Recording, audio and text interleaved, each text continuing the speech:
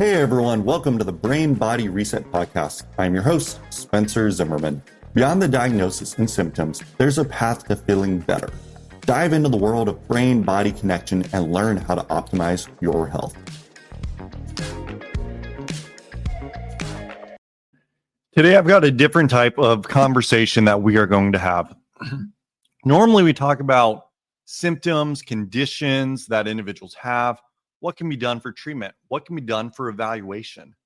But many of you will not actually get to do the right things if you do not understand this first part, which I'm going to get into. Now, I understand that as I cover this, I may frustrate some of you. Some of you may decide you never want to listen to me again, and that's okay. But this is really a look in the mirror podcast and recording. I want you to really take this because my ultimate goal is the same as it's always been. I want to see the amount of people who are struggling with chronic symptoms and conditions. I don't care if you have POTS, dysautonomia, concussions, brain injury, chronic headaches, autoimmunity, or any other thing in that whole arena. I want to see you get your lives back. Now, this isn't necessarily for those that are in the early stages, right? It's not, oh, I've had a headache for a couple of weeks. No, this is for those that have been struggling. So let's say 6 months or longer.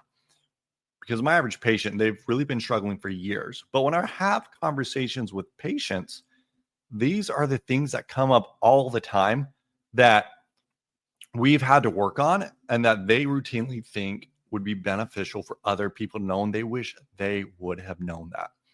A lot of people, their health is getting hijacked though. Let's start off when we look at chronic conditions.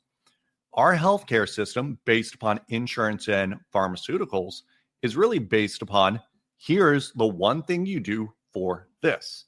Now, that's the way all the research is done. There's no research whenever you start adding multiple things together. So what happens if you've got someone who has POTS plus autoimmunity plus anemia? There is no research. And so you get passed from one doctor to the next because one person's like, look, that's outside of my arena. I need you to move on. You do this for a bit, and then you eventually leave traditional medicine. And this is where we want to start talking about precautionary things. Here is why this is important. Every single week, I talk to multiple people who, in my heart, not just my heart, but my brain, I believe I can help them because those are things that I've done for over a decade, but they won't get care. Now, why do they not get care? They do not get care, and it's usually nothing to do with finances, even though that is a common concern that is expressed, but it's because of familiarity, right? We seek to do things that are familiar to us and make us feel good. Now, I have no problems if you want to try something, but there should also be a time frame when you leave. For example, let's say you're dating someone. You're like, well, I'm not really sure how this is going. Maybe you stay with them for a month or two. But if you're still saying, I'm not sure how this is going 6 months, 12 months, 18 months, 24 months later, should you still be dating the person? And the answer is no. Yet a lot of people, they still do. Why? Because it is familiar. We often do things that are familiar, even though it's not getting us any closer to our goal. And the same thing is true in healthcare. We will often bounce from one doctor to the next who prescribes medications and who takes our insurance because both of those are very, very familiar to us. And what happens? Well, you don't get to where you want to be. Now, this is frustrating because you're like, but I'm trying. Well, you're only trying within one single arena. And when you do familiar things, I want you to write this down because ultimately people try to get you to make decisions if you look at all sorts of marketing based upon emotions. Now, it's important to have emotional reasons to do stuff, but if emotions are the predominant reason why you are choosing to do something or not, you are going to fail more often than not. I don't care if this is relationships, work, friends, investing, career, health, whatever it is, you're going to fail because it's pretty easy to work up someone's emotions. And with emotions, once again, we tend to do things that are familiar, even though results say it was a bad idea. So, for example, if you go to one doctor, they don't help you, they give you meds. You go to another doctor who gives you similar meds, and another doctor who gives you similar meds. Let's pull the emotions out of this and say, logically, what has been the result of this? The result is, well, I didn't get better. Now, you walk into, let's say, a clinic like mine, where we're not very medication heavy. We're also very big in advanced labs, going deeper, and also neurological testing and rehabilitation for those that need it. For most people, neurological rehab and treatment, it is completely unfamiliar to them. And as a result, it is scary. And so they make an emotional decision not to do it. Now, here's why this happens. Historically, the way we grew, right, was we need to survive. So we have what's developed is our limbic system. Okay. And a part of our limbic system is known as our amygdala. So imagine 3,000, 20,000 million. I don't care. I don't know how long humans have been around, right? We saw a bear and that bear started chasing us. You would, from that point, want to remember, I see a bear. I don't want to be anywhere near that, right? You are going to remember that, right? That's the amygdala response. You are going to lock in that memory very, very firm because it's meant to keep you safe, not necessarily to always make you have a good decision. So now we go to, you're trying to find something new and you're like, this is unfamiliar to me. And your brain says, unfamiliar, that's different. I think we shouldn't do that. But when we look at the most successful people, right? We look at Elon Musk, we look at Steve Jobs, we look at the top football coaches, right? You look at the top of anything. Why did they get to be successful?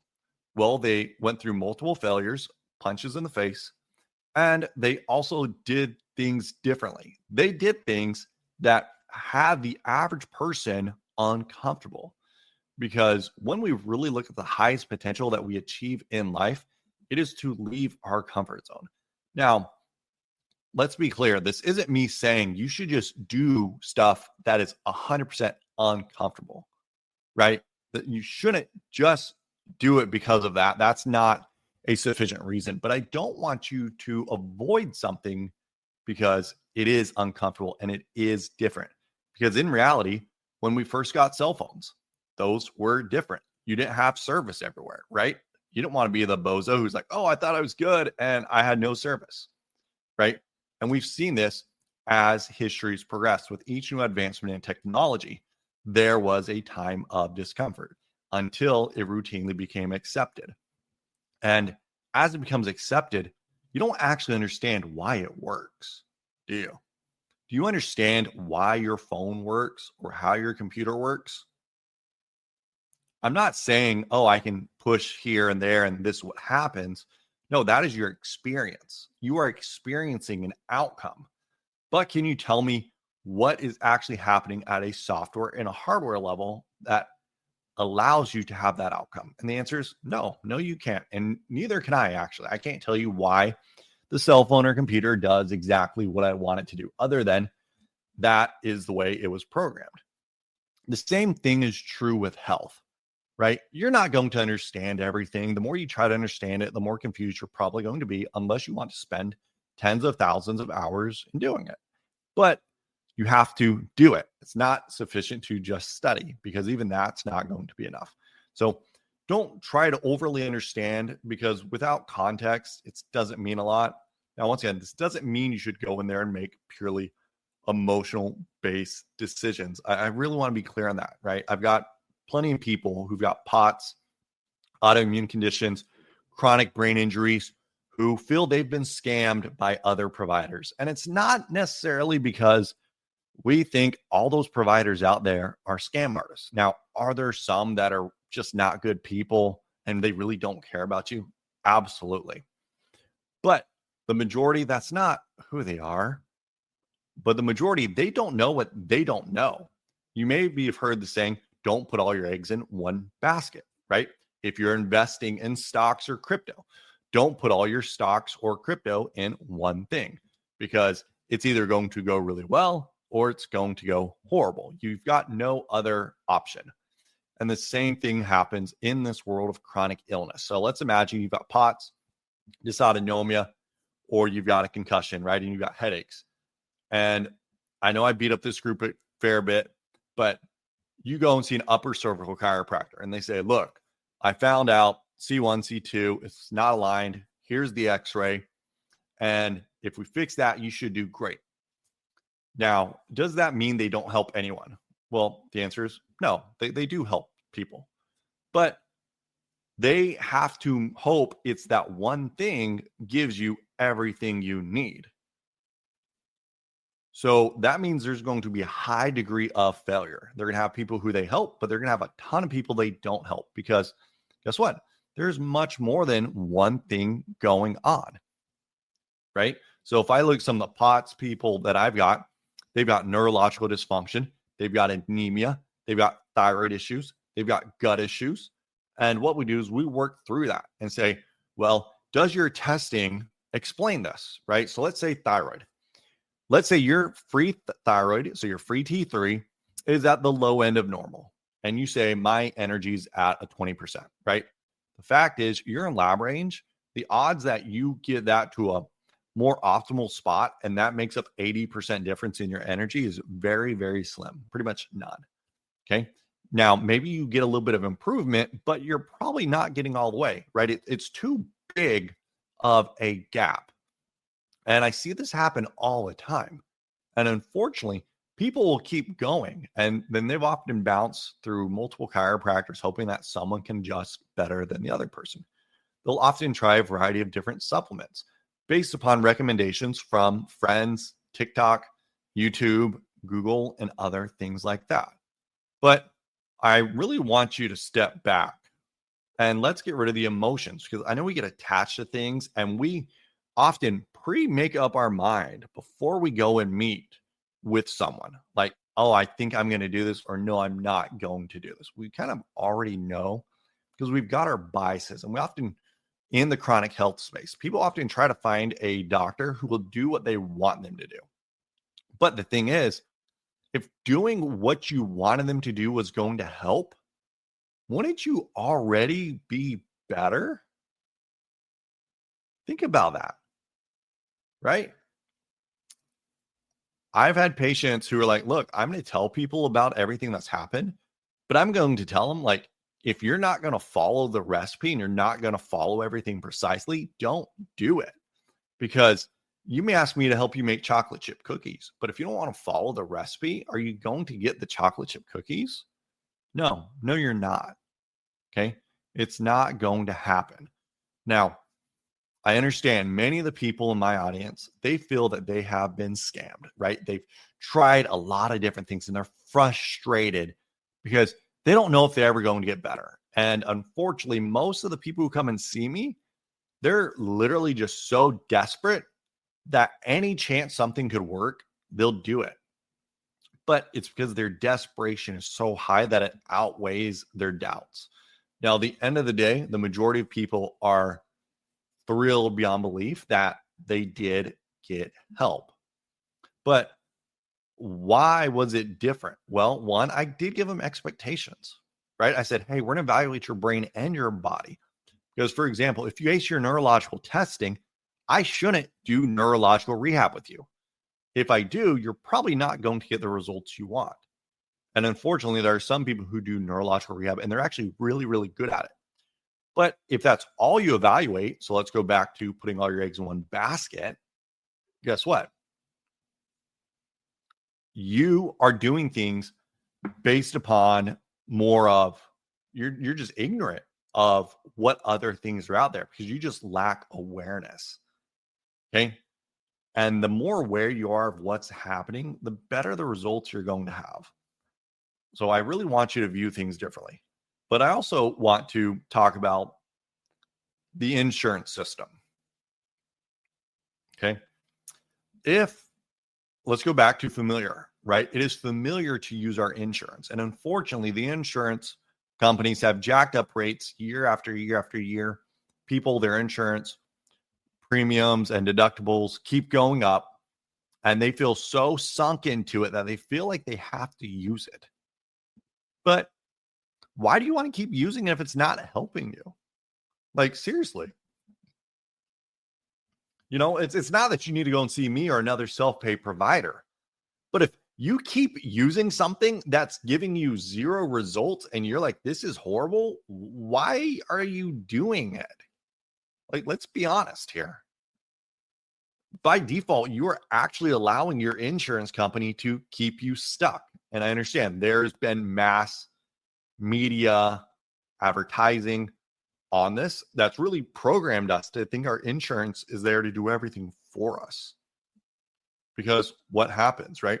Do you use your insurance to buy your cell phone? Do you use your insurance to pay for your phone plan?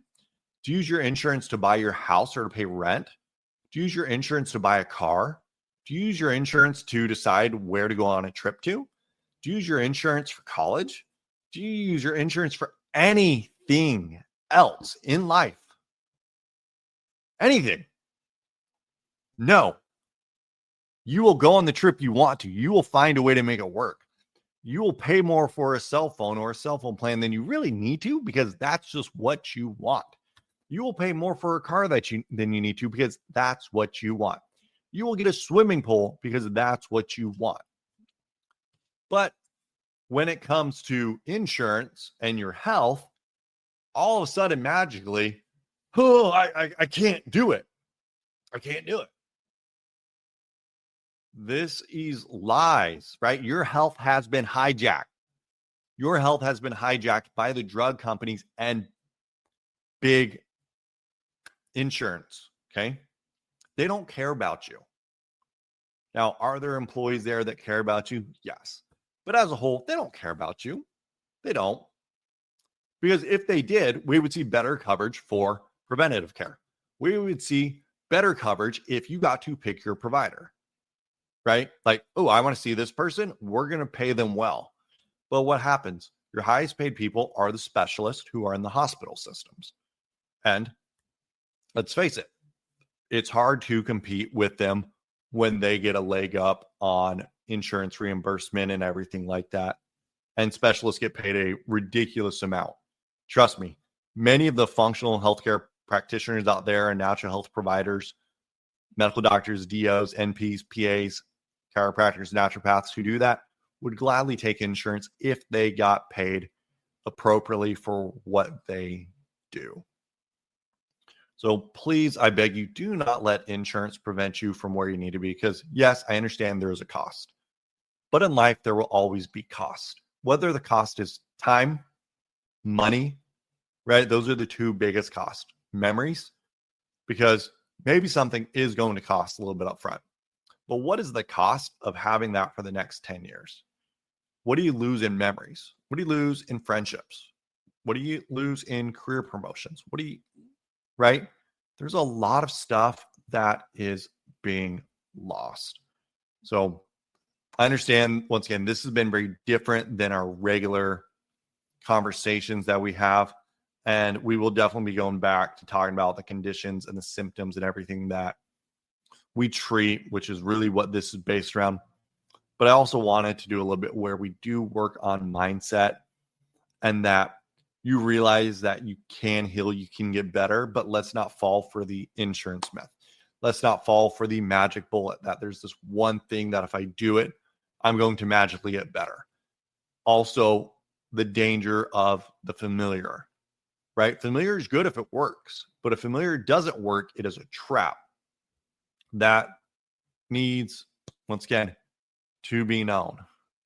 Do not stick with familiar that has not worked. You need to move on to something else. You also don't need to understand everything you do. You're not going to understand it properly. Use things every single day in your life that you do not understand, right? How's this work? How's that work? How's this work? Like, you don't understand it, but yet you do it. So same thing's true with your health. You do have to take a little leap.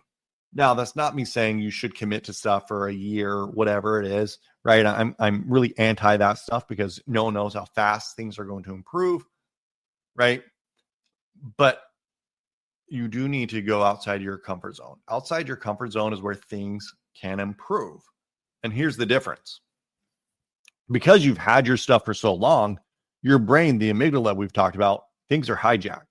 And so you automatically start thinking, I'm waiting for things to get worse, right? Which is true based upon what you've already done. But when you try something new, I know your mind's going to go there, but please work on it not going there, because at this point in time, you have zero evidence that as you improve with something new, that you will get worse. What is your evidence for that? You've got emotions, but where's the evidence? So please remember that. Where is the evidence? Once again, it's easy to go emotional. Like the clinics that make the most money in cash, they're all emotional driven clinics. They get people hyped up, beat them down, whatever, and they get you to make an emotional decision when there really wasn't a lot of logic to back it up. And there wasn't good cutoffs on here's when you should truly see improvement. Here's what we need to do differently, right? I want you to look at it logically. Is this very similar to what I've done? Yes or no? And do not make that necessarily just off your conversation with a clinic. Because unfortunately, right, I have people like, I've already done vestibular rehab. And they come in and like, dude, this was nothing like anything I've done. And unfortunately, you do have to go through a little bit of an experience, which is why I'm also not a fan of having people overly commit, because there's a time frame where you're going to understand this provider is definitely different than what I have previously done. But you also shouldn't be trapped in something where you feel like you have to keep going for 9 months if that's the same as other things, right? You should be able to exit. You can exit. Don't stay with stuff just because it's familiar. So hope this helped someone out there. Let me know if it did. Because once again, if all this conversation does is help one more person to get through that mental block and their amygdala hijacking their health and preventing them from doing something that could have helped them, and they do it, then it makes the time spent recording this absolutely worth it. Till next time, this is Dr. Z. And like I said, we will get back to our regular conversation on POTS, dysautonomia, autoimmunity, and all that stuff in future shows.